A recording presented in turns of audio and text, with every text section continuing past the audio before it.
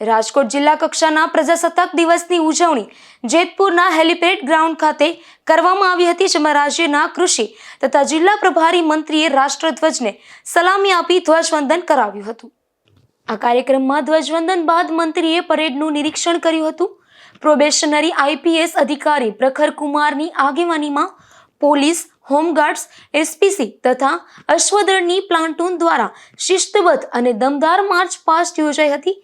આ કાર્યક્રમ દરમિયાન સ્ક્વોડના શ્વાન હેરી અને માઇટીએ દિલધડક ડોકશો રજૂ કરી રાષ્ટ્રધ્વજને સલામી આપી હતી।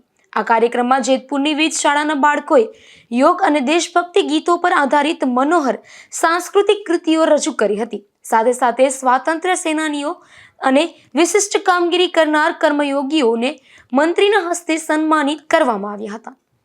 77મો પ્રજાસત્તાક પર્વ આપણું બંધારણના રચયિતા બાબા સાહેબ આંબેડકરની દિવ્ય ચેતનાને વંદન કરું છું।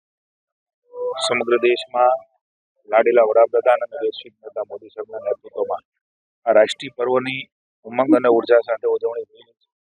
મુખ્યમંત્રી ભૂપેન્દ્રભાઈના નેતૃત્વમાં રાજ્યભરમાં થઈ રહી છે। રાજકોટ જિલ્લાના પ્રજાસત્તાક પર્વના દિવસની ઉજવણી એ જેતપુરની પવિત્ર ભૂમિમાંથી આજે જિલ્લા કક્ષાનો રાષ્ટ્રીય પર્વની ઉજવણીનો કાર્યક્રમ યોજાયો।